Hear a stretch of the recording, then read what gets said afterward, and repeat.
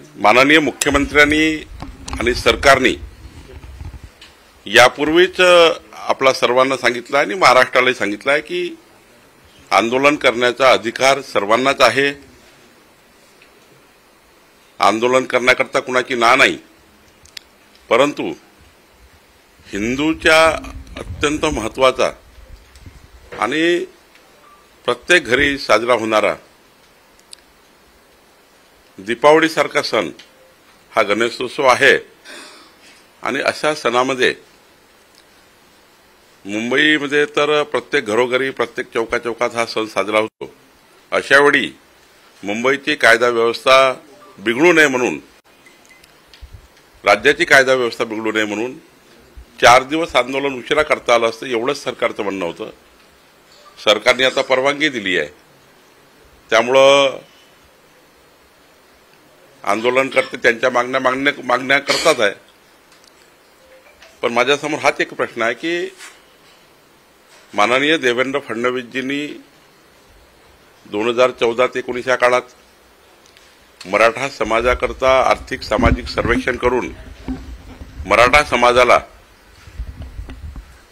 EWS असेल आणि सारथीसारखे त्या ठिकाणी महामंडळ असतील, मराठा समाज आर्थिक दुर्बल सामाजिक ज्या ठिकाणी आहे त्या ठिकाणी सरकारच्या योजना असतील, नोकऱ्याचं आरक्षण असेल, मग 14 ते 19 पहिल्यांदा मराठा समाजाला न्याय मिळाला आणि नंतर मात्र एकनाथ शिंदे साहेबांनी मराठा समाजाला न्याय देण्याचा प्रयत्न केला। पण जी मूळ मागणी आहे ती मूळ मागणी आहे की ओबीसीतनं मराठा समाजाला आरक्षण द्या। खरं तर मराठा समाजाला वेगळं आरक्षण देण्याचा निर्णय सरकारने केला। अनावधानाने उद्धव ठाकरे सरकार असताना सुप्रीम कोर्टात टिकला नाही। आमच्या काळात तो सुप्रीम कोर्ट आपण टिकला, त्यातही आपण आता काही जाण्याची गरज नाही। पण मला काँग्रेसला विचारायचं आहे, मला नाना पटोले आणि विजय वडेट्टीवारला विचारायचं आहे की ज्या पद्धतीने काँग्रेस पार्टीने मराठा समाजाला ओबीसी म्हणून आरक्षण द्या या भूमिकेला समर्थन केलं आहे, एकीकडे राहुल गांधी ओबीसी समाजाचं आरक्षण कायम राहावं, ओबीसी समाजाच्या पाठीशी देशाच्या सरकारने राहावं, आणि दुसरीकडे मात्र नाना पटोले, वडेट्टीवार, हर्षवर्धन सपकाळ ही जी संपूर्ण टीम आहे, या टीमच्या मनात काय, या टीमने आपलं स्पष्ट केलं पाहिजे। आजच वडेट्टीवारनी स्पष्ट केलं पाहिजे, आजच नाना पटोले यांनी स्पष्ट केलं पाहिजे की ओबीसीतनं मराठा आरक्षणची भूमिका त्यांची आहे का, की मराठा समाजाला वेगळं आरक्षण दिलं पाहिजे। आमचं सरकारला, मी सरकारमध्ये असताना आताही सरकारमध्ये असताना आमचा सर्वांचं वारंवार एकच म्हणणं राहिलं आहे आणि आमची सर्वांची भूमिका हीच आहे की मराठा समाजाला खऱ्या अर्थाने वेगळं आरक्षण हे जे दिलेलं आहे किंवा देणार आहे त्याबद्दलची काही चर्चा झाली पाहिजे। सरकारने चर्चा त्या ठिकाणी करण्याची तयारी दर्शवली आहे, ही चर्चा झाली पाहिजे। पण ओबीसीतनं आरक्षण काढून, एका समाजातनं आरक्षण काढून दुसऱ्या समाजाला द्या, दुसऱ्या समाजाचं आरक्षण काढून तिसऱ्या समाजाला द्या, या ठिकाणी संवैधानिक ढाचा आणि या ठिकाणी जे सामाजिक जे संतुलन आहे ते बिघडल्याशिवाय राहणार नाही। आणि म्हणून कुठलाही विचार करताना मात्र हाच केला पाहिजे की ज्या समाजाचं आरक्षण कायम ठेवून जी नवीन मागणी आहे त्याचा वेगळा विचार केला पाहिजे। काँग्रेस असेल किंवा शरद पवार असतील, उद्धव ठाकरे असतील, ओबीसी मधून आरक्षण जी मागणी केली जाते स्पष्ट भूमिका न ठेवत एक कुठेतरी भ्रम निर्माण करण्याचा प्रयत्न करताय। वारंवार तुमच्याकडून मागणी होते तरी ती स्पष्टता येत नाही। मी तेच सांगतो आहे की जे आमदार, खासदार किंवा माननीय शरद पवार साहेब किंवा माननीय आमचे त्या ठिकाणी उद्धव ठाकरे साहेब असतील किंवा माननीय काँग्रेसचे काही नेते असतील, उद्धव ठाकरे आपले बाळासाहेब थोरातजी असतील किंवा आपले हे सुशीलकुमार शिंदे असतील किंवा या ठिकाणी नाना पटोले आहेत, त्यांचे वरिष्ठ नेते आहेत काँग्रेसचे, राहुल गांधी एकीकडे देशामध्ये ओबीसीचं आरक्षण कायम ठेवा, जनगणना करा ओबीसीची, असा त्या ठिकाणी पिछडी जाती वारंवार त्यावर राजकारण करतात। आणि इकडे मात्र जी ओबीसी 18 पगड जाती मागासवर्गीय समाज जो आहे या समाजामधून आरक्षण काढून दुसऱ्या समाजाला द्या ही भूमिकेला समर्थन करतात आहे, हे मात्र मला या ठिकाणी स्पष्टता आली पाहिजे. काँग्रेस पार्टीने स्पष्ट केलं पाहिजे की मागासवर्गीय पिछडा समाजाचं आरक्षण काढून आपण का मराठा समाजाला द्यायचा आपला निर्णय आहे किंवा मराठा समाजाला वेगळं आरक्षण दिलं पाहिजे, मराठा समाजाला आरक्षण मिळालंच पाहिजे या भूमिकेतनं नेहमीच आम्ही काम केलं आहे. पण या ठिकाणी काँग्रेस पार्टीचं मला स्पष्टता या ठिकाणी आली पाहिजे असं मला वाटतं. आज बाळासाहेब थोरात आणि बाळासाहेब थोरात यांनी पाठिंबा दिला जरांगे पाटील. जरांगे पाटलाला पाठिंबा देण्याचं, त्यांच्या मोर्चाला पाठिंबा देण्याचं, आंदोलनाला पाठिंबा देण्याचं कोणाचं नामच नाही आहे. पण भूमिका काय? मागासवर्गीय पिछडा 353 जातीचा, 18 पगड जातीचा ओबीसी समाज या समाजाचं आरक्षण काढून आपण इतर समाजाला द्यायचं का?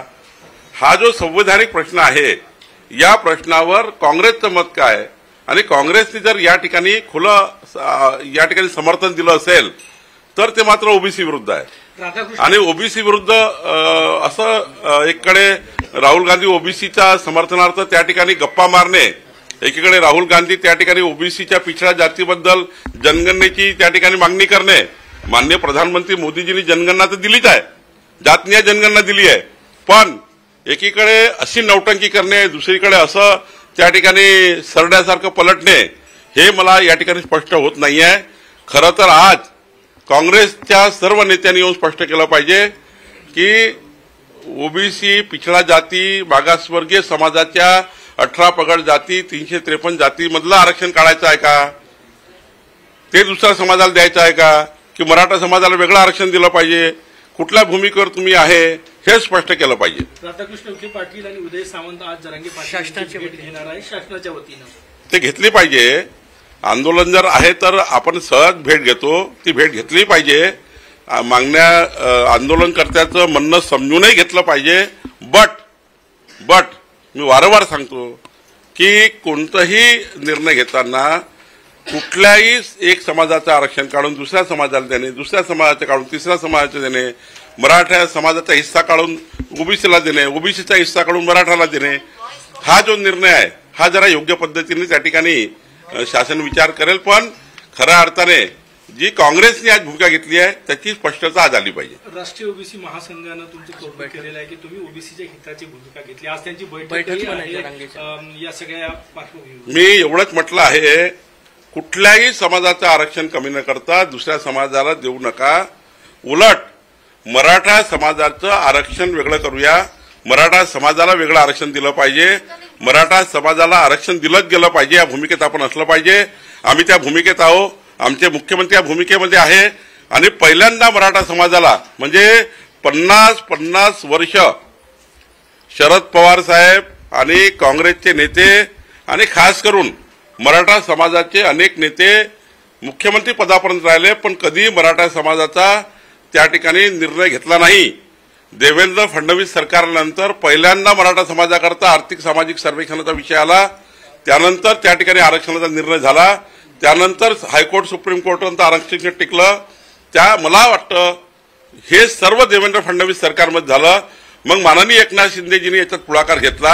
आता देवेंद्रजी पुन्हा पुढाकार घेत आहे. एवढा सारा पुढाकार मराठा आरक्षणाकरता घेतल्यावरही आणि समाजाचं त्या ठिकाणी वेगवेगळ्या माध्यमातून ज्या मागण्या त्या पूर्ण करत असतानाही या ठिकाणी देवेंद्र फडणवीसजींना नेमकं देवेंद्रजींना नेमकं बाकी सर्व नेत्यांना सोडून देवेंद्रजींना टार्गेट करणे, देवेंद्रजीबद्दल एकेरी बोलणे, देवेंद्रजीच्या त्या ठिकाणी इतक्याच अष्टपैलू कर्तृत्वाचा धनी नेता या महाराष्ट्राला असताना 14 कोटी जनतेचा विश्वास ज्या नेत्यावर आहे, 3,17,00,000 मतं घेऊन जे सरकार निवडून आलं आहे, 237 आमदार घेऊन जे सरकार निवडून आलं आहे, असा सरकारचा अत्यंत महत्वाचे नेते माननीय देवेंद्र फडणवीसजी यांच्यावर व्यक्तिगत स्वरूपाने त्यांना टार्गेट करण्याकरता म्हणजे देवेंद्र फडणवीसजी मराठा नाही आहे का ही चूक आहे का? खऱ्या अर्थाने ही चूक आहे का? त्यांना टार्गेट करणे ही जी काही सुरू आहे ते काही योग्य दिसत नाही आहे. तुम्ही मागण्या नक्की करा, जरूर करा, पण मराठा समाजाच्या माध्यमातून तुम्ही एका नेत्याला त्या ठिकाणी टार्गेट करणे ही भूमिका काही योग्य नाही आणि काँग्रेस पार्टीची भूमिका स्पष्ट झाली पाहिजे. नाना पटोले यांनी काल गोल गोल भूमिका घेतली. स्पष्ट असं म्हटलेलं नाही की ओबीसीतून आरक्षण द्यायला पाहिजे का नाही द्यायला पाहिजे. गोल गोल भूमिका काँग्रेसच्या कुठल्याच नेत्याची नाही. गोल गोल भूमिका घेत आहे. इकडे राहुल गांधी स्पष्ट सांगतात हम पिछड़ा के पीछे है, हम पिछड़ा के पीछे है, पिछड़ा के पीछे है. मग त्या ठिकाणी तुम्ही जे ओबीसी समाजाचं आरक्षण कमी करण्यासाठी जे त्या ठिकाणी आंदोलन सुरू आहे त्या आंदोलनाला पाठिंबा कसा दिला? काँग्रेस पार्टी ठराव घेतलाय का? राहुल गांधींनी तुम्हाला आदेश दिले आहेत का? राहुल गांधीसोबत तुम्ही चर्चा केली आहे का? राहुल गांधीचं म्हणणं आहे का तुम्ही असं करा? नाना पटोले वडेट्टीवारनी स्पष्ट केलं पाहिजे. सुशीलकुमार शिंदेजींनी स्पष्ट केलं पाहिजे की पिछडे जातीचं आरक्षण कमी करून तुम्ही इतरत्र त्या ठिकाणी डायव्हर्ट करण्याचा प्रयत्न करतात, ते कमी करण्याचा प्रयत्न करतायत. हे तुम्हाला त्या ठिकाणी मान्य आहे का? हे काँग्रेसने स्पष्ट केलं पाहिजे. आज मुंबईत बॅनर लागले. तुम्ही म्हणता देवेंद्रजी मराठा नाहीत, ही त्यांची चूक. आज बॅनर लावण्यात आले की देवेंद्र फडणवीसांनी काय काय केलं असे बॅनर सुद्धा मुंबईत. मराठा समाज देवेंद्र फडणवीसांच्या मागे आहे, भारतीय जनता पार्टीच्या मागे उभा आहे. पण काही लोक देवेंद्र फडणवीसजींच्या जातीला घेऊन, समाजाला घेऊन, त्यांच्या परिवाराला घेऊन केला असे बॅनर सुद्धा मुंबईत. मराठा समाज देवेंद्र फडणवीसांच्या मागे आहे, भारतीय जनता पार्टीच्या मागे उभा आहे. पण काही लोक देवेंद्र फडणवीसजींच्या जातीला घेऊन, समाजाला घेऊन, त्यांच्या परिवाराला घेऊन या पद्धतीने या महाराष्ट्रामध्ये त्यांना गलिच्छ भाषेमध्ये बोलण्याचा प्रयत्न करतात आहे. महाराष्ट्राच्या 14 कोटी जनतेला हे मान्य नाही. महाराष्ट्राच्या 14 कोटी जनता ही सहन करणार नाही आहे. मी वारंवार सांगतो आहे की मराठा समाजाला आरक्षण देणे ही आमची जबाबदारी. आम्ही काम करतोय, आमचं सरकार काम करते आहे. या ठिकाणी आमचे राधाकृष्ण विखे पाटीलजी त्या ठिकाणी उपसमितीचे त्या ठिकाणी आहेत, ते त्या ठिकाणी चर्चा करणार आहे. पण काँग्रेसने मात्र आज आपली भूमिका स्पष्ट केली पाहिजे. काँग्रेसने सांगितलं पाहिजे की होय ओबीसीचं आरक्षण कमी करा, होय 18 पगड जातीचं आरक्षण कमी करा, या राज्यातल्या 353 जाती ज्या मागास आहेत त्यांचं आरक्षण कमी करा. हे सांगितलं पाहिजे काँग्रेसने. कमी करणार आहे काँग्रेसने आपली स्पष्ट भूमिका व्यक्त केली पाहिजे.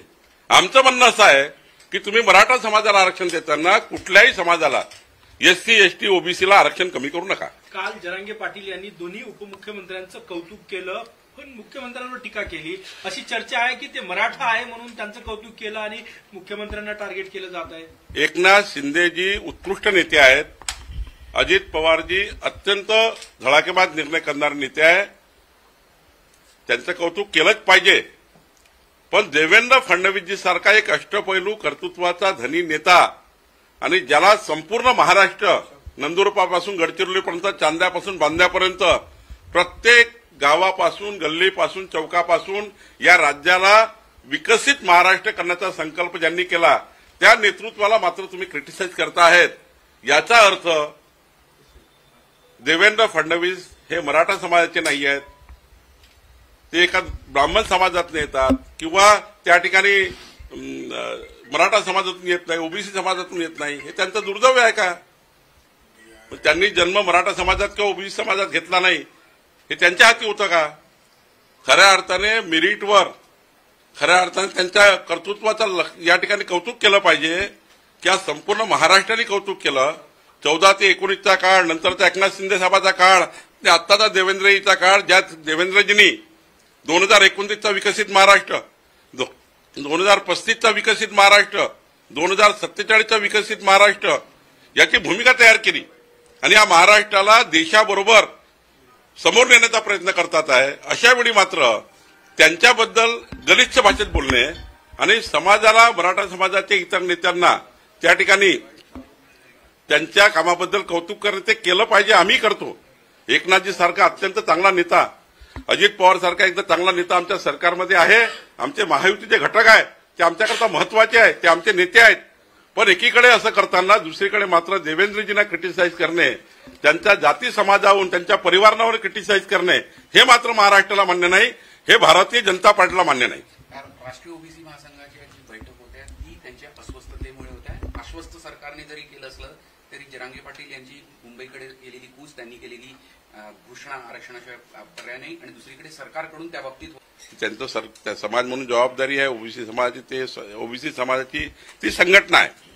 पण सरकार म्हणून मी सांगतो की काँग्रेस पार्टीने किंवा आज मी भारतीय जनता पार्टीचा प्रमुख पदाधिकारी म्हणून सांगतो की काँग्रेस पार्टीने आज आपली भूमिका स्पष्ट केली पाहिजे. काँग्रेस पार्टीने सांगितलं पाहिजे की होय 18 पगड जाती मागासवर्गीय समाजाचं आरक्षण कमी करा आणि इतर समाजाला द्या. ही जी काँग्रेसची भूमिका आहे की नाही? ही नाना पटोलेची भूमिका आहे का? आजच तुम्ही नाना पटोलेला जाऊन विचारा, आजच तुम्ही वडेट्टीवारांना विचारा, आजच त्या ठिकाणी त्यांच्या सर्व नेत्यांना विचारा आणि विचारा त्यांना की भूमिका काय आहे.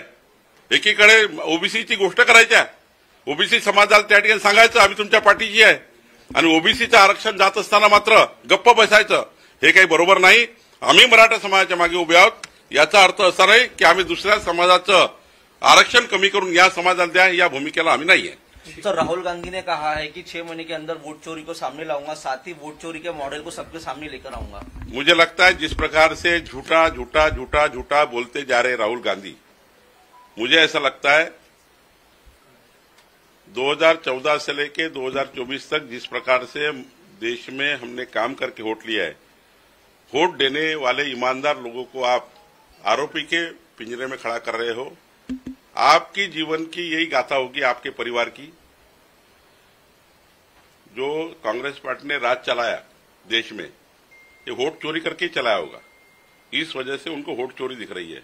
हमने ईमानदारी से सवेरे रात दिन काम करके, हमारे मोदी जी ने रात दिन काम करके अपना जीवन पूरा खपाकर, अपना जीवन पूरा इस देश को देकर 140 करोड़ जनता को समर्पित कर एक एक वोट जमा किया है.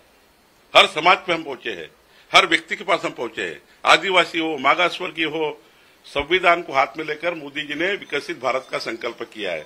एक एक वोट हम जोड़ रहे हैं और उसके बाद हमको जो वोट मिलते हैं, उसके बाद उस वोटों पे आप आरोप लगाते हो. तो मुझे लगता है राहुल गांधी केवल उनके पास उनका नेतृत्व मेंटेन रखने के लिए, उनकी कांग्रेस की लीडरशिप मेंटेन रखने के लिए और कांग्रेस पार्टी छोड़कर जो लोग जा रहे हैं उनको रोकने के लिए राहुल गांधी झूठा प्रचार कर रहे हैं, इतना ही मुझे समझता है. मुंबई की विरार में इमारत हादसे में मृतकों की संख्या 15 पहुंची है. 30 घंटे बाद भी एनडीआरएफ पर रेस्क्यू ऑपरेशन जारी है. बहुत दुखद घटना हुई है और मैं बहुत शोक व्यक्त करता हूं कि इस प्रकार से रात में ही सेलिब्रेशन हुआ था वह एक छोटे बच्चे का, और उसमें 1 साल का बच्चा था और ये सब उनके परिवार के लोग थे. फिर कुछ रिलेटिव भी आए थे, वो बिल्डिंग में रहने वाले लोग हैं. बहुत हादसा दुखदायक है. आज नागपुर के धापेवाड़ा में भी 3 लोग बिजली गिरकर मर गए, वो भी दुखद है. मैं विघ्नहर्ता भगवान गणेश जी से प्रार्थना करता हूं कि सभी का जीवन मंगलमय रहे और इस महाराष्ट्र में कोई भी विघ्न न आए, ये प्रार्थना मैं गणेश जी से करता हूं. मी सावनेरला चाललेले आहे सांत्वना करायला. काल वीज पडून त्याचा मृत्यू झाला होता, काय सांगितलं? मी आता निघालोच आहे. सावनेरला आता पोस्टमॉर्टम झालेला आहे, सर्व डेड बॉडीज आलेल्या आहे आणि सरकारकडून जी काही मदत आपल्या एनडीआरएफच्या नियमाप्रमाणे जी काही पाहिजे ती आमच्या कलेक्टरनी रात्रभरात सर्व घरी पोहोचवलेली आहे.